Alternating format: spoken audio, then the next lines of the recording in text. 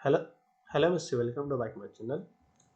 MSc में अगर मैं बात करूँ, जो प्रैक्टिकल की बात करूँ, जो प्रैक्टिकल किया जाता है कि एसिटिनोलाइड होता है। एसिटिनोलाइड से हमें पैराब्रोमो एसिटिनोलाइड बनाना होता है। फिर पैराब्रोमो एसिटिनोलाइड से ही हमें पैराब्रोमो एनिलीन का फॉर्मेशन करना होता है।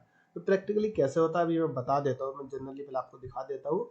एसिटिनोलाइड सॉलिड फॉर्म में होता है, जिसका जनरली फॉर्मूला की अगर हम बात करें C6H5CO C6H5NH एसिटिनोलाइड का फॉर्मूला होता है। एसिटिनोलाइड के स्ट्रक्चर की अगर हम बात करें, ये कुछ इस तरीके का स्ट्रक्चर होता है।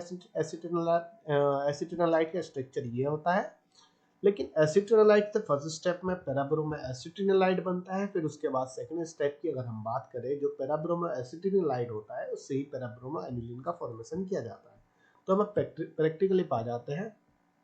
सबसे पहले हमें यहाँ पे ये वेट होता है, जो वेट जिससे वेट किया जाता है, यहाँ पे बैंक की जाती है। हमें 2 ग्राम एसिटिनोलाइड लिया जाता है। 2 ग्राम एसिटिनोलाइड लीजिए। सॉलिड फॉर्म में एसिटिनोलाइड होता है। 2 ग्राम का वेट होता है। 2 ग्राम का वेट, यहाँ पे 2 ग्राम का बाट रखा हुआ होता है। तो यहाँ पे ये एसिटिनोलाइड होता है, जो 2 ग्राम में यहाँ पे बैंक करनी होती है, इसको वेट करना होता है। अब इसको जब हम वेट कर लेते हैं, इसका वेट करने के बाद इसमें हमें 7 ml एसिटिक एसिड को डिजोल्व करना होता है।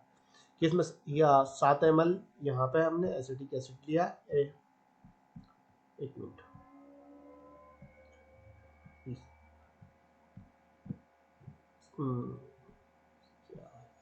एक मिनट,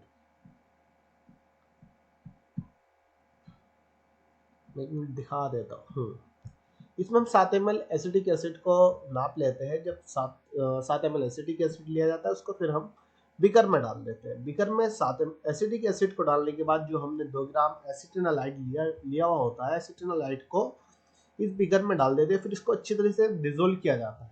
डिजोल्व इस तरीके से कर लिया जाता है जो इसमें जो एसिटिक एसिड होता है, इसके अंदर ये डिजोल्व हो जाए, मतलब वाइट वाइट नजर नहीं आए। तो इसको हम डिजोल्व कर लेते हैं। अब ये हमने एसिटिक एसिड इस बीकर में डाल दिया।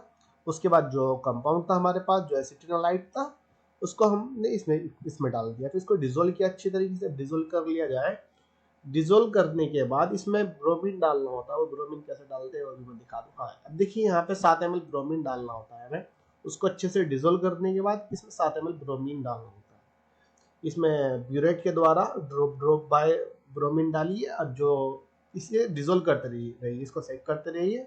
इसको रोड के द्वारा इसको डिजोल्व किया जाता है। ब्यूरेट के द्वारा इसमें ब्रोमीन डाली जाती है। 7 ml ब्रोमीन डालिए। अगर 2 ग्राम आपका एसिटिनोलाइट होता है, तो आपको 7 ml एसिटिक एसिड लेना पड़ता है और 7 ml ब्रोमीन लेना पड़ता है। लेकिन अगर आप एसिटिनोलाइट के अमाउंट को इंक्रीज करोगे, तो उसके अकॉर्डिंग आपको एसिटिक एसिड के अमाउंट को भी इंक्रीज करना होगा और ब्रोमीन की अमाउंट को भी इंक्रीज करना होगा। फिर उसके बाद जब ब्रोमीन को हम ऐड कर देते हैं, तो कुछ इस तरीके से हमारे पास सॉल्यूशन आ जाता है।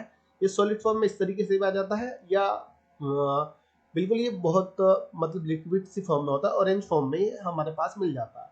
अब इसको हमें आधे घंटे तक एज इट इज रख देना है। हाँ, समथिंग आधे घंटे के समथिंग इसको एज इट इज रख दीजिए। 25 मिनट या आधे घंटे के समथिंग इसको एज इट इज रख दिया जाता है। फिर उसके बाद आधे घंटे तक हमने इसको यहाँ पर रख दिया। फिर उसके बाद इसमें हम आधे घंटे बाद इसमें जो वाटर कोल्ड वाटर लिया जाता है, आइस वाटर होता है, मतलब बहुत ज़्यादा ठंडा, बहुत ज़्यादा चिल्ड पानी लिया जाता है। उसमें आइस कोल्ड, मतलब कोल्ड जो वाटर होता है, कोल्ड वाटर लिया जाता है। कोल्ड वाटर को पहले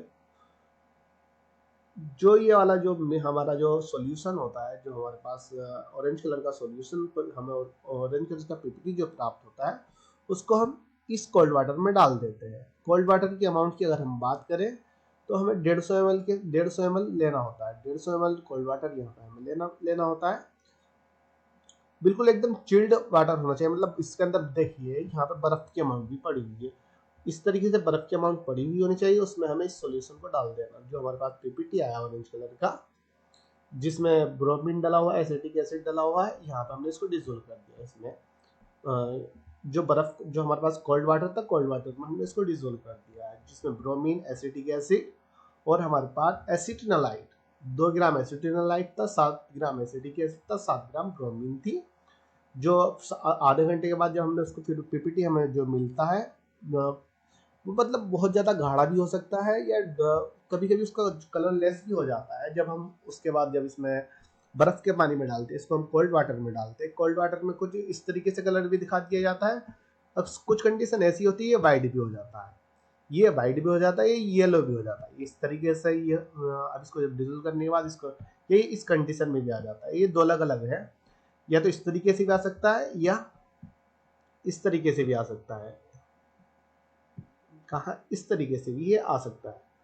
और जब इसको हम 10 या 5 मिनट तक रख दीजिए इसी को कोल्ड वाटर के अंदर, इसको 10 या 15 मिनट के समथिंग एज इट इज रखा रहने दीजिए। फिर उसके बाद इसको फिल्टर कर लीजिए।